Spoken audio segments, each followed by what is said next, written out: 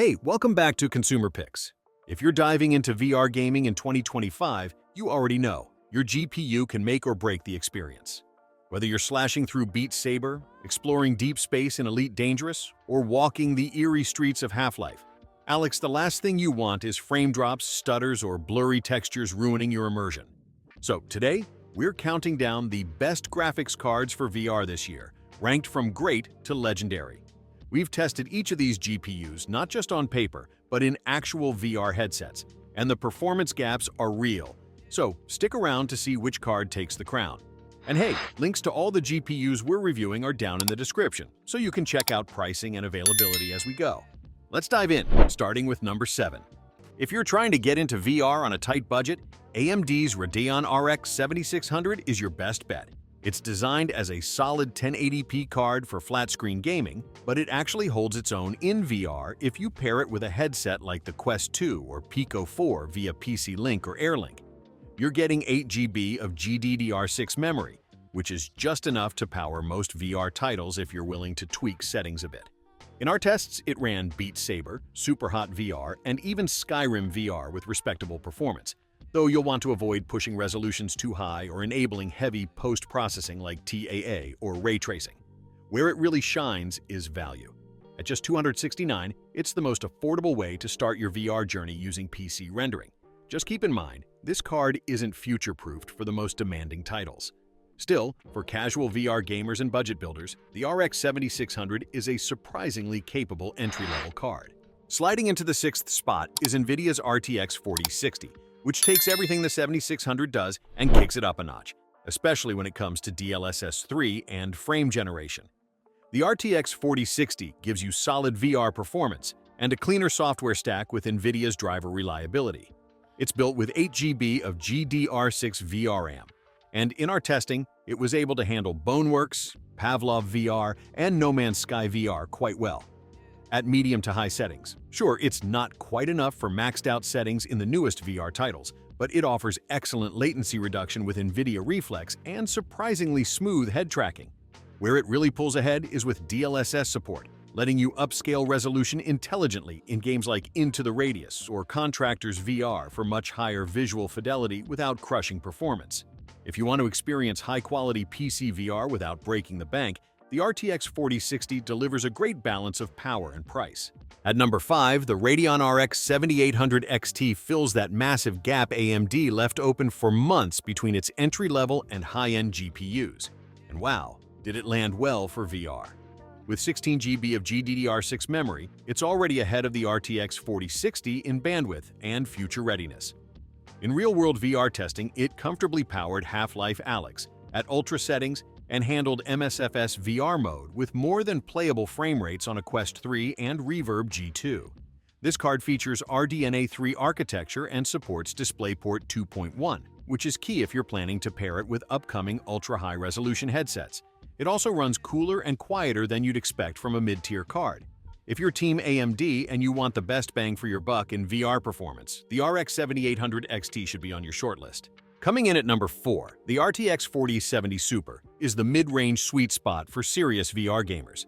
This card gives you 12 GB of GDDR6X memory, DLSS 3, ray tracing support, and significantly higher core counts than the original 4070. This card absolutely crushed it in our VR benchmarks. Games like Asgard's Wrath 2, Lone Echo 2nd, and Project Cars 2 VR ran at near-max settings with stable frame pacing and smooth tracking.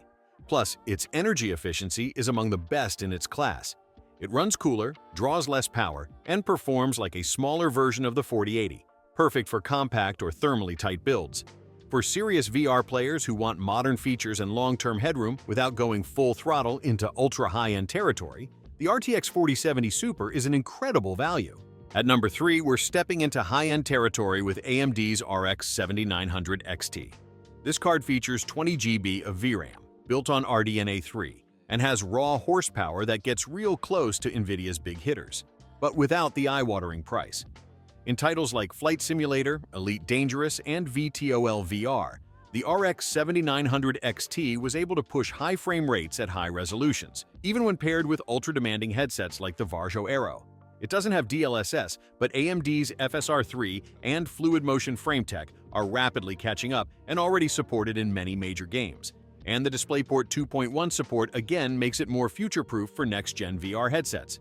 This isn't your entry-level GPU, but if you're building a serious VR rig and you want maximum VRAM and performance per dollar, this is AMD's strongest play yet. Taking the number 2 spot is the RTX 4070 Tai Super, which lands perfectly for high-end VR without diving into the ultra-expensive zone.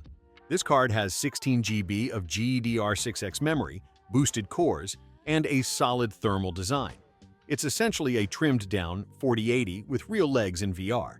We tested this one across Steam VR, Oculus Link, and OpenXR games, and the experience was exceptional across the board.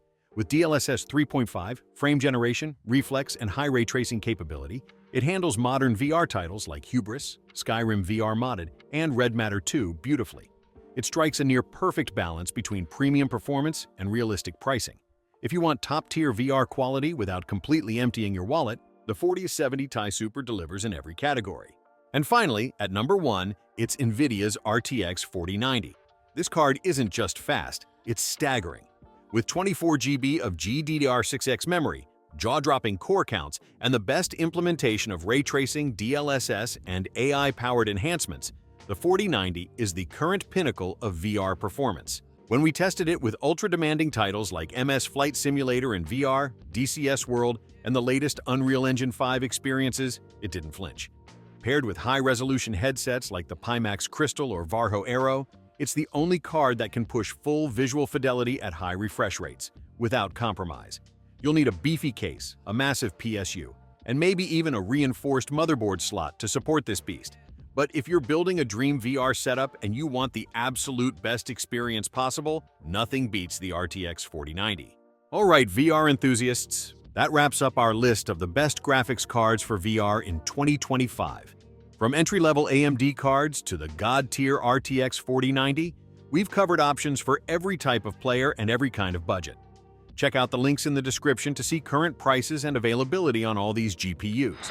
And hey, if you liked this video, smash that like button, subscribe to Consumer Picks for weekly product breakdowns, and drop a comment letting us know what headset you're rocking right now. This is Consumer Picks, and we'll see you next time with another gear guide. Until then, happy gaming in the metaverse.